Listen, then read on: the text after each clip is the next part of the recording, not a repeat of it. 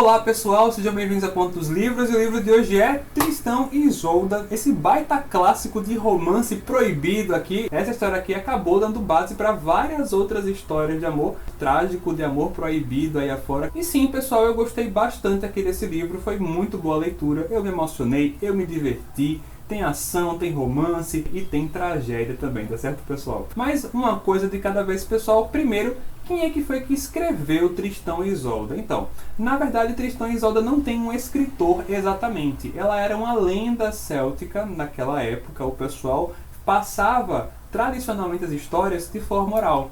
E aí, posteriormente, é que alguém tem ali o interesse de pegar aquela história e escrevê-la realmente, fato após fato, para deixá-la de tradição. Então, as primeiras histórias que sabem-se que foram feitas ali de Tristão e Isolda foram lá nas Tríades Galesas. Naquela época, alguém registrou alguma história que falava alguns nomes muito parecidos com os dos heróis aqui da história, mas ainda não era a história do Tristão e Isolda exatamente. Os primeiros relatos de Tristão e Isolda de verdade foram os romances em verso, ali feitos em formato de poesia, que foram feitos pelo Barrow e pelo Thomas na Inglaterra. São os primeiros que a gente encontra, e isso fica ali entre o ano 1160 e 1190. Então, eles dois, tinham versões que já eram diferentes uma da outra, olha só, dessa história aqui, sendo a do Barrow um pouco mais violenta, e a do Thomas, que tinha aquela estética ali um pouco mais escocesa, de acordo com a cultura ali da época, do que era aceito, eticamente falando, sabe? Entre 1230 e 1240, surgiu a primeira versão em prosa, em história, assim, romance mesmo, como a gente conhece, e já começa a ter aqueles contornos bem parecidos do que a gente tem hoje no Tristão e Isolda. Sendo o Tristão dos Cavaleiros, da Távola Redonda, essa versão ela sofreu influência ali do primeiro ciclo arturiano, que tinha surgido ali em prosa também, no ano de 1230. E até hoje falam que o Tristão é um dos mais nobres cavaleiros da Távola Redonda. E falam que a história dele, inclusive, inspirou ali o romance entre Lancelot e outra mulher que eu acabei esquecendo o nome, mas eu vou deixar o nome dela aqui para vocês também. E sim, essas versões em prosa foram escritas em francês antigo, tá bom? E aí, pessoal, daí por diante foi só sucesso. Essa história acabou se consagrando, as pessoas gostaram tanto dela que ela só foi pra frente ali influenciando outras histórias, tá certo? Acabou influenciando Romeu e Julieta, de William Shakespeare, acabou influenciando óperas. Vocês conhecem L'Elisir d'Amore, de Gaetano Donizetti? Sir Thomas Malory, quando fez ali a sua própria escrita ali do ciclo arturiano, também colocou a história de Tristão e Isolda, incorporando ali nas aventuras aí do Rei Arthur. E eu não contei pra vocês, pessoal, mas o Rei Arthur aparece aqui também, tá certo? O Rei Arthur, ele vai aparecer, tem uma aparição dele aqui nesse livro, aqui nessa história, hoje em dia também. Dante Alighieri faz uma citação, ele coloca ali o Tristão dentro do primeiro ciclo, que é o ciclo dos Luxuriosos, no Inferno. Richard Wagner escreveu nas suas grandes óperas, que é Tristão e Isolda, e vários outros autores mais não apenas fizeram adaptações ou recontos dessa história aqui, como também utilizaram essa história como base para escrever as suas próprias histórias, que tinham a ver ali com um romance proibido, que envolvia um elixir do amor, baseando-se em Tristão e Isolda para fazê-las. E para falar um pouquinho dessa edição, pessoal, porque eu preciso, antes de falar para vocês, do livro em si, eu preciso falar qual edição eu vou utilizar para conversar com vocês, porque essa versão aqui, ela foi escrita pelo Fernandel Abrantes. Atenção, olha só, escrita, não traduzida. O Fernandel Abrantes utilizou para fazer a versão dela, ou seja, essa versão que eu estou pegando nas mãos é também um reconto, mas é um reconto que promete ter uma coisa diferente. Ele pegou todos aqueles autores, tanto aqueles mais antigos, aqueles fragmentos de textos mais antigos, até os autores mais contemporâneos. Ele pegou toda essa galera, fez um compilado ali de todos os acontecimentos que foi contado na história de Tristão e Isolda e encaixou numa história só, trazendo essa compilação aqui. Ela vai utilizar as versões dos fragmentos do Barrow, do Thomas da Inglaterra, também do Gottfried von Strasbourg e do Joseph Verdier. Só para falar para vocês que eu vou explicar aqui falando dessa versão aqui, tá certo, pessoal? Sem mais enrolação, vamos para a história de Tristão e Isolda. Quem eram esses dois amantes aí, que acabaram numa história de amor trágico, um amor proibido. Vamos lá. Pessoal, a partir de agora eu gostaria de falar para vocês que eu estou resumindo bem os acontecimentos. Em duas páginas aqui dessa obra, que é bem fininha, várias coisas vão acontecer.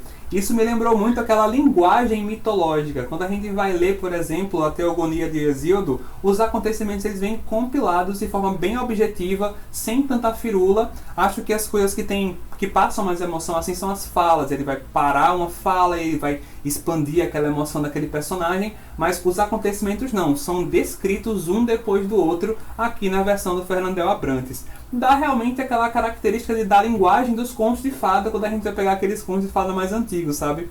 Isso foi bem interessante notar nessa leitura. Lá no reino da Cornualha havia um rei chamado Mark. E aí, esse rei Mark, ele estava em guerra contra um outro povo, e quem foi ajudá-lo naquela guerra foi o seu amigo Rivalen.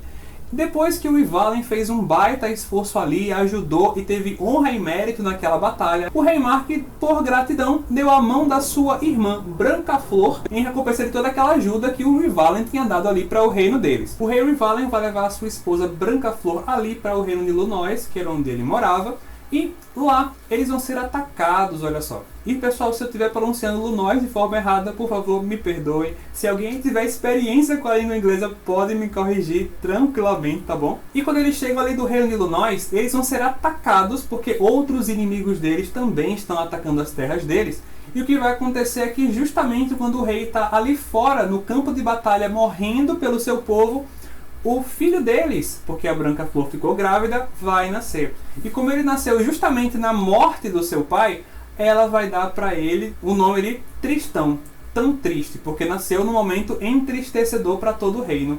E logo em seguida a Brancaflor também vai morrer de tristeza. Ele vai ser acolhido por uns empregados ali fiéis da casa, que para que ele não seja morto, vai dizer que é o seu próprio filho. E vai criá-lo, tornando ele um rapaz corajoso, forte, inteligente. E depois que ele cresce, passa por algumas aventuras, ele vai retornar lá para Cornualha e vai ser reconhecido pelo seu tio, pelo Mark, como seu sobrinho. E ele vai ser tratado com toda a pompa, circunstância e respeito que ele tinha antes. Então, onde é que entra Isolda nessa história? Vamos lá. Lá na Cornualha havia um tratado abusivo que era feito entre a Cornualha e a Irlanda, onde a Irlanda cobrava injustamente deles, no primeiro ano 300 libras de cobre, no segundo 300 libras de prata e no terceiro 300 libras de ouro, mas no quarto eles cobravam 300 jovens, incluindo crianças também, para irem ser servos lá na Irlanda. Mas aí o rei Mark decidiu que ele não ia mais pagar esse acordo de jeito nenhum, e a Irlanda mandou para eles lá o Morholt. Morholt é o príncipe da Irlanda, que era um homem gigantesco, 3, 4 vezes maior que qualquer outro homem que vocês conheçam, e ele vai falar assim: olha, é o seguinte, vocês podem me pagar, ou vocês vão ter que lutar contra mim. Eu vou pedir para que um de vocês se levante e defenda a honra deste povo. Se alguém me vencer e acabar me matando em batalha, vocês estão livres do próprio tratado em si. Mas se não, eu vou forçá-los a pagar os tributos. Ninguém vai querer lutar contra aquele cara, os barões estão todos ali acovardados, morrendo de medo, mas um deles vai se levantar, que é justamente o nosso herói, é o Tristão, que não apenas vai matá-lo, como também vai deixar ali na cabeça dele cravado a ponta da sua espada, que durante a batalha vai ser quebrada. Isso é importante que vocês saibam, guardem essa informação aí. O corpo do Morholt volta para a Irlanda e ele é recepcionado lá pela irmã e pela mãe dele, que não vão ter mais o que fazer, apesar de elas terem uma habilidade muito grande de cura e com ervas, um conhecimento, sabe, de plantas. Não vão conseguir fazer mais nada porque ele já morreu.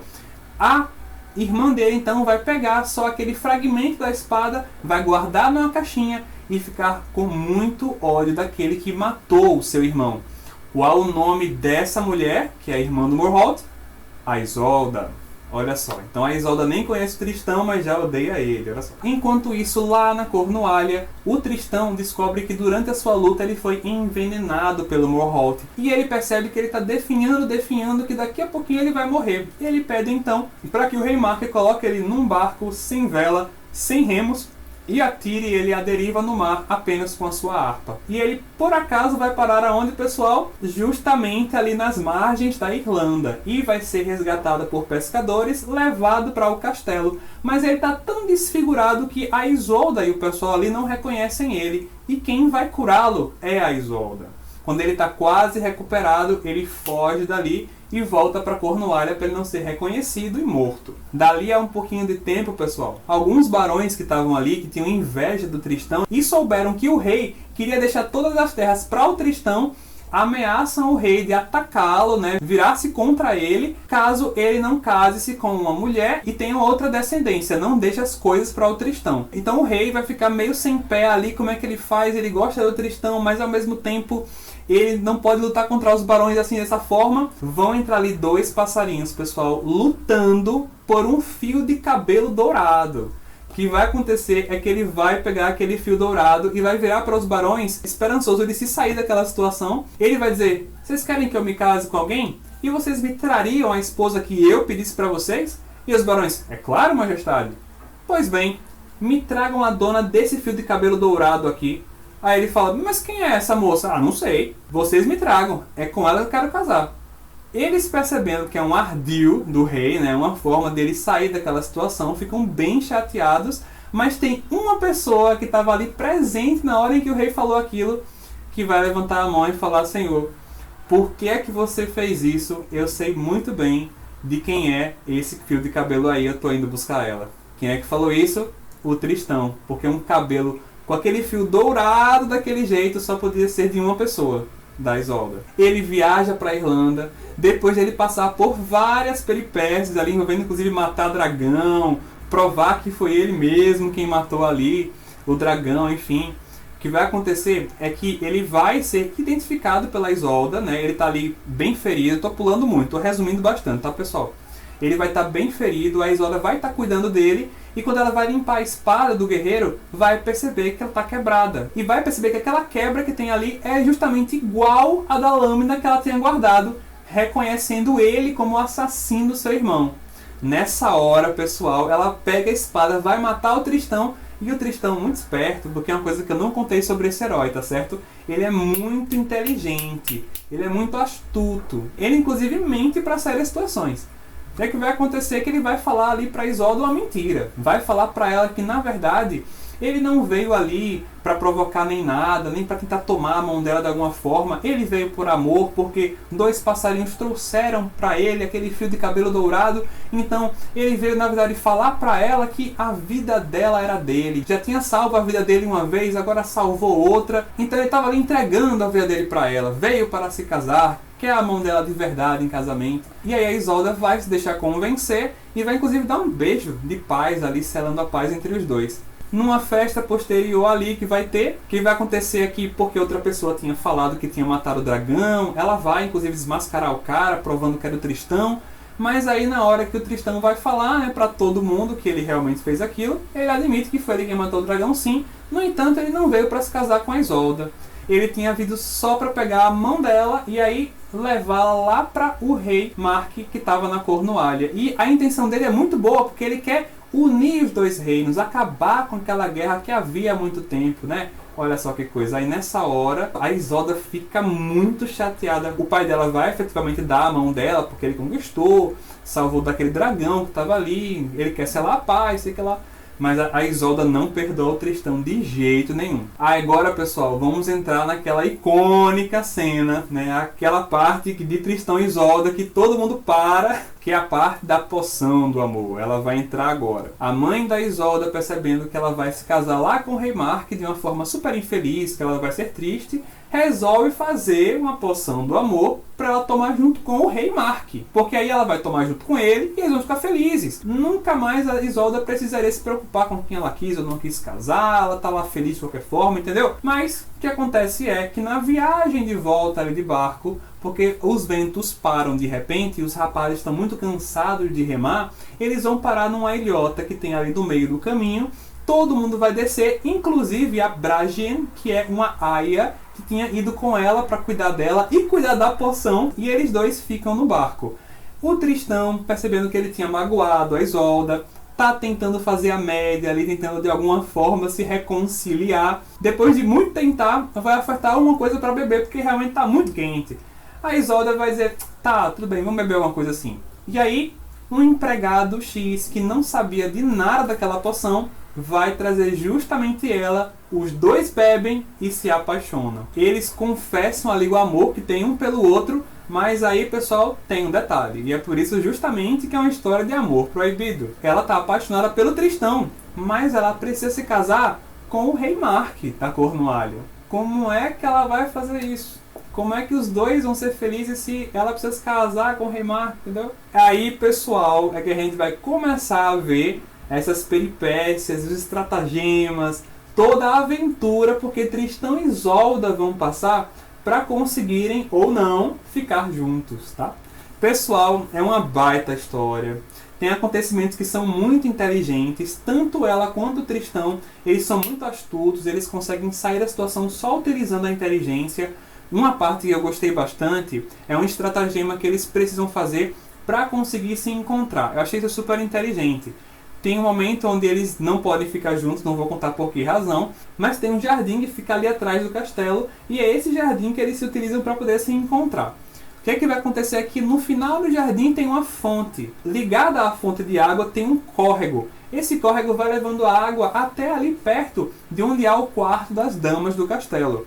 Se o Tristão ele pega alguma coisa e coloca ali, aquela coisa vai sendo levada até onde está o quarto das damas. E a senha deles é o Tristão colocar ali, sabe o que? Cascos das árvores. Ele pega os cascos, parte assim e coloca ali. Se a Isolda vê que tem casquinhos de árvore passando, sabe que o Tristão está ali e a está chamando. O rei acaba, por algum jeito, descobrindo que eles estão utilizando o jardim para se encontrar. E vai ficar ali, ó, em cima de um pinheiro, escondido, para poder pegar os dois no flagra. Não tem jeito, né? Eles não vão poder nem se desculpar. A ideia que eles têm é muito boa, sabe? Até a forma como eles agem. Outra parte bem interessante que eu achei, aonde os heróis usam a inteligência deles, é quando a Isolda precisa provar que ela é pura, porque os barões colocam ali a pureza dela em jogo, falando que será que ela era pura mesmo? Tava lá no barco com aquele Tristão, será que ela realmente se manteve íntegra, meu senhor? Você tem que pedir um juramento dela aí. O que é que vai acontecer é que eles faziam as pessoas fazerem uma coisa, olha só, fazer um juramento e em seguida segurar um ferro quente por 6 segundos. Se a pessoa soltasse o ferro quente e a mão não tivesse queimada, foi porque aquela pessoa falou a verdade, Deus a teria protegido. Se a pessoa se queimou, é porque a pessoa estava mentindo, Deus não protegeu ela, já que ela estava pecando ali, né, com honestidade. E eles vão pedir esse juramento da Isolda. Pessoal, gente, é maravilhoso. A forma como ela sai da situação é bem inteligente. E a gente vai perceber, pessoal, que essa história aqui trata-se de um mito. Essa história, na verdade, é toda simbólica. O relacionamento aqui entre os personagens, os elementos que eles vão utilizar, as coisas que eles vão fazer e vão dizer, tá tudo aqui dentro de um regimento simbólico, né? Isso aqui, na verdade, é um mito. O mito é aquela história onde não tem vários personagens. Tem um personagem só e todos os outros são desdobramentos de uma personalidade só, tá certo? É um só coração e lá dentro tem vários sentimentos. Um personagem é a vileza, outro personagem é a bondade, outra é a voz da consciência, a outra a voz do egoísmo, entenderam? O Tristão, ele é aquele que vai representar a natureza humana dentro da obra. O rei Marco vai representar tudo aquilo que é de apego material. Enquanto a Isolda, ela vai representar tudo aquilo que é de nobreza, tudo aquilo que é elevado, tudo aquilo que é virtude dentro da gente. Então essa história aqui tem uma lição que é bem interessante a gente notar. Quando a gente deixa com que toda a nossa nobreza, virtudes, qualidades seja aprisionada e fique ali sempre e apenas a serviço do que em nós é apenas interesse baixo, interesse mais, por assim dizer, primitivo, interesse mesquinho, a gente vai começar então a definhar, nós começamos a perecer, né? Em qual período da história da humanidade nós não precisamos escutar isso, né? A gente colocar as nossas forças, colocar tudo aquilo que há de bom em nós a serviço do que é bom, a serviço do que é enobrecedor, do que nos engrandece, e não naquilo que nos apequena, naquilo que nos denigre, naquilo que nos vulgariza. Então essa história acabou se tornando o quê? Um clássico. A importância dessa mensagem cabe para todos nós, né? É isso, pessoal, que eu tinha para falar de Tristão e Isolda para vocês. Olha, baita clássico, uma baita história. Se você ainda não pegou Tristão e Isolda para ler, pegue Tristão e Isolda para ler. Você vai se divertir, você vai se encantar, você também vai se emocionar, tá certo? É isso, pessoal, mais um vídeo tá acabando aqui no canal. Se você gostou, deixa o seu like, se inscreve no canal para não perder os próximos vídeos que vão ter por aqui, ativa o sininho para não perder as nossas notificações. É isso, pessoal, mais uma vez, muito obrigado pela sua atenção, muito obrigado pela nossa travessia e até a próxima!